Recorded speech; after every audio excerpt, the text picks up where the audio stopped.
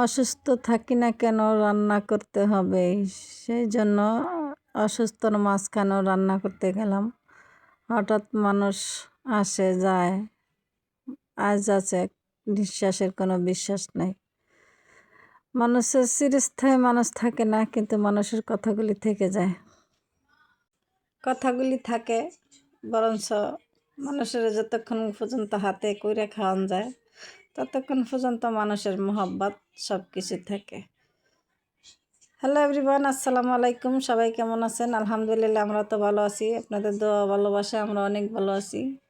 আমি অসুস্থ হয়ে গেছি, অনেক অসুস্থ হয়ে গেছি। আজকে অনেক দিন ধরে অনেক অসুস্থ। দেখেন আমার হাতগুলি কেমন কালো হয়ে গেছে, জানি না কি হয়েছে, কিন্তু শরীর একদম দুর্বল হয়ে যায়। আর জ্বর তো কমতেছে না, জ্বর ছেড়ে ছেড়ে জ্বর আসতেছে। আবার অন্য সমস্যা, বমি, জ্বরটা ছেড়ে ছেড়ে আসতেছে। তারপরেও আইনা খাইছি, ওষুধ খাইতেছি। ওষুধের মাঝখানেও উইঠা কাজ করতেছি। ঘরে মেহমান, কাজ করা লাগবে। একলা তো একদিনের ফালায় রাখা যায় না, তাহলে বলবে যে অসুখের বান ধরছি, বা অসুখ না, মিথ্যা প্রচার করছি, এটাও বলতে পারে। সেই জন্য সাথে সাথে একটু একটু সাহায্য করতেছি বা করতে যাওয়া লাগে। ছেলের বউ বলে কথা।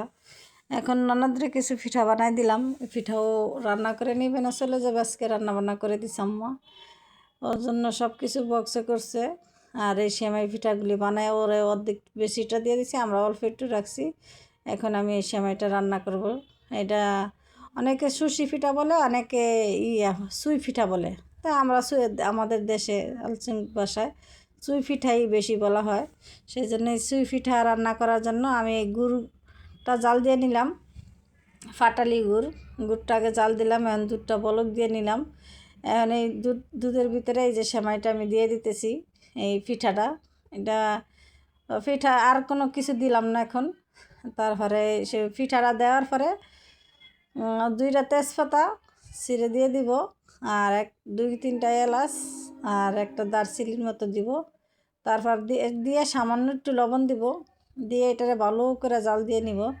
এটা ভালো করে সুন্দর ফুটবে, তারপরে বলক আসবে। তারপরে যে এই নামানোর কিছুক্ষণ আগে আমি গুড়টা দিয়ে দিব, তাহলে এই দুধটা ছানা ছানা হবে না, সুন্দর হবে। সেই জন্য এইভাবে কারাই এরকম করে পিঠা বানায় খান। আমি যেভাবে রান্না করছি বা রান্না করি আমরা আমাদের বাসায়, সেইভাবে আমি রান্নাটা করলাম আর আপনাদের সাথে শেয়ার করলাম। যদি আমার পিঠাটা আপনাদের কাছে ভালো লাগে তাহলে লাইক করবেন, আর আমার ফেসবুক পেজটা ফলো দিবেন। আর যারা দেখছেন কমেন্টে জানাবেন কারা কারা এরকম পিঠা পছন্দ করেন আমাদের মতন। এখন এই ধরেন পিঠাটা রান্না হয়ে গেছে। এখন আমি এই তো কালারটা কত সুন্দর আসছে দেখেন, পিঠাটা একদম খুবই সুন্দর পিঠা হয়েছে, সুই পিঠাটা। এখন আমি এই বলে ঢেলে নিব, বা ছেলেরে দিব খাইতে, ছেলেও খাবে, সবাই খাবে। কিন্তু পিঠাটা অনেক মজা হয়েছে মাশাল্লাহ, আসলেই পিঠাটা অনেক মজা হয়েছে। অল্প জিনিসের স্বাদই মনে হয় আলাদা, একদম সীমিতভাবে রান্নাটা হয়েছে। এখন আমি পিঠাটা এই বলে ঢেলে নিব। যদি আমার ভিডিওটা ভালো লাগে আপনাদের কাছে তাহলে প্লিজ সবাই আমার ভিডিওটা শেয়ার করে দিবেন, আর দেখার আগে লাইক দিয়ে ভিডিওটা দেখবেন। আর আমার ইউটিউব চ্যানেলটাতেও দিব আজকে, ইউটিউব চ্যানেলটা সাবস্ক্রাইব করে দিবেন যারা দেখেন। আর লিঙ্ক দেওয়া থাকবো এই কমেন্ট বক্সে, সবাই চেক করে নেবেন।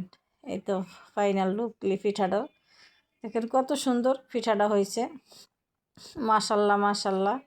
পিঠাটা দেখতেও যত সুন্দর, খাইতেও সুন্দর।